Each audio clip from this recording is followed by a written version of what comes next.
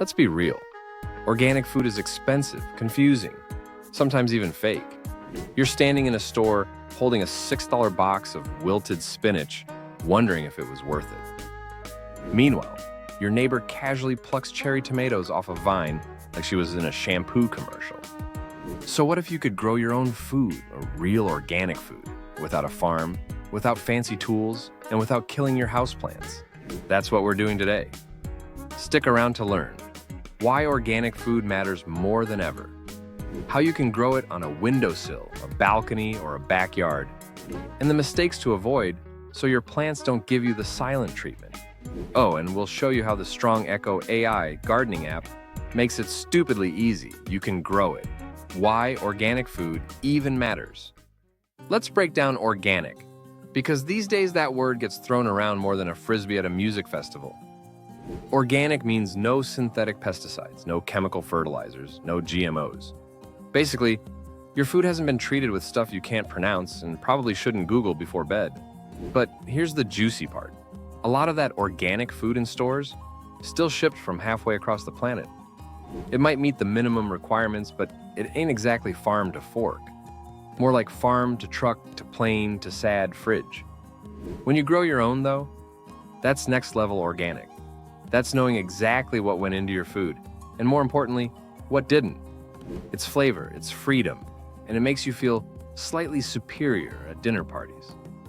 The benefits of real organic food: healthier for you, fewer residues, more antioxidants, better nutrient profile, better for the planet, supports biodiversity, healthier soil, less water pollution, better taste. Homegrown food is harvested ripe and eaten fresh. You will taste the difference. So, growing your own? That's next level organic. Why store-bought organic isn't enough. Picture this. You bring home a gorgeous organic avocado. You gently place it in your fruit bowl like it's royalty. 2 hours later, it's brown inside. Store-bought organic is still store-bought. It traveled. It aged. It probably cried a little. When you grow your own food, though, you skip all that drama. Your basil doesn't take a red-eye flight to get to you. It lives with you. It thrives under your mediocre care. And when it ends up in your pasta, that's love. Plus, zero plastic, zero barcodes, maximum flavor, maximum flex. How to start growing organic food indoors. Here's the deal. You don't need a farm. You don't even need a backyard. You just need a sunny window and a can-do attitude, and maybe a grow light from Amazon if your kitchen faces a brick wall. Start with herbs. They're like the starter Pokemon of gardening. Easy to care for, very forgiving, and smell amazing.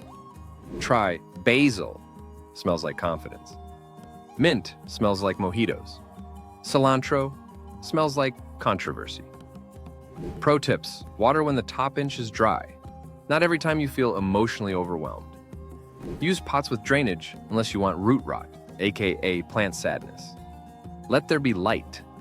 Plants don't grow on vibes alone, and if you're overwhelmed, the Strong Echo app can literally scan your plants and tell you what's going on. You can also ask the AI gardening buddy any questions and get instant answers. You can grow it. Tips for growing indoors. Use a south-facing window if possible. No sun?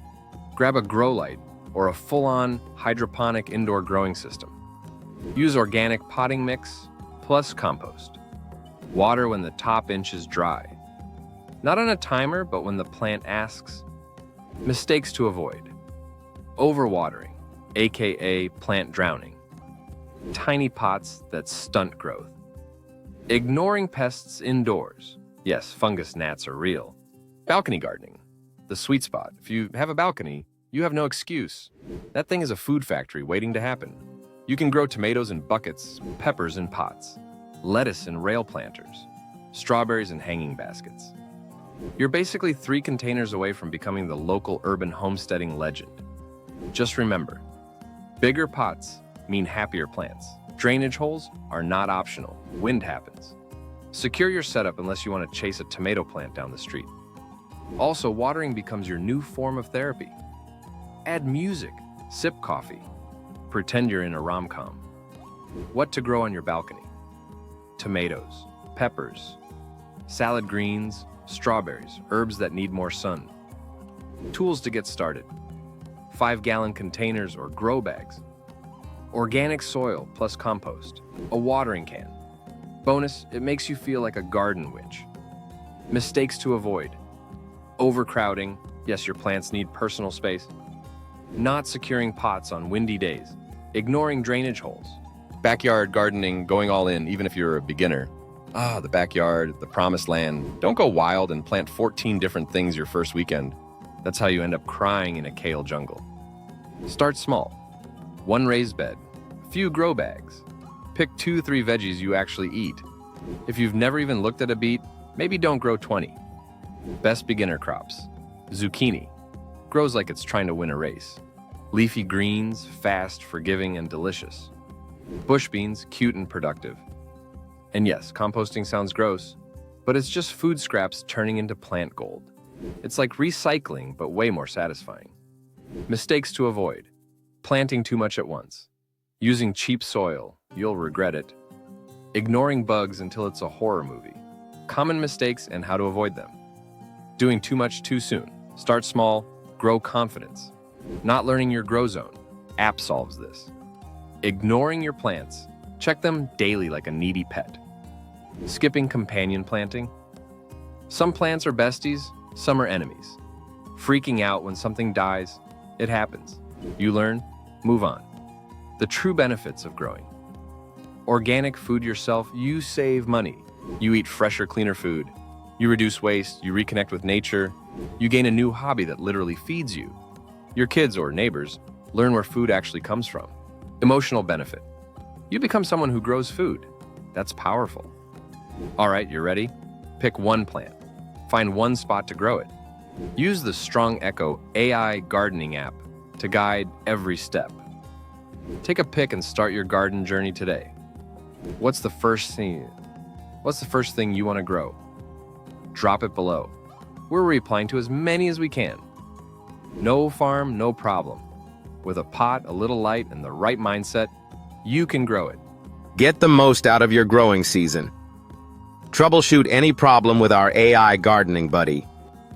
Hello, AI buddy. I have 3 m2 space left in a shady spot. What can I grow there? Don't include herbs. Although many vegetables and fruits prefer full sun, there are several types of plants that can tolerate and even thrive in shady spots. Leafy greens, spinach, Swiss chard, and kale don't need as much sunlight as some other vegetables. Get as specific as you need. Hello, AI buddy. It's June in the Netherlands. I'm going on a trip for 5 days. What are some garden watering tips to keep my plants healthy? If you're going away for a few days, here are some tips to help ensure your garden stays hydrated. 1. Deep watering. A few days before you leave, give your garden a deep watering. This means watering your plants more than you usually would. Describe your unique situation and let our AI gardening buddy solve your problems. Hello, AI buddy. I don't have a lot of mulch. What is the best way to get mulch without spending a lot of money? Many towns and cities offer free or cheap mulch made from recycled leaves or wood chips. Contact your local waste facility or public works department to see if they offer this service. Always remember to ask about the source of the mulch to avoid introducing disease or pests into your garden. Our AI doesn't just provide answers. It helps you see the bigger picture, highlighting key factors you need to consider for smarter decisions. Try it for free on app.strongecho.com. We all have limited space to grow our crops. We all have just a couple of months in a growing season. Use our AI gardening buddy to get the most out of your garden. You can grow it.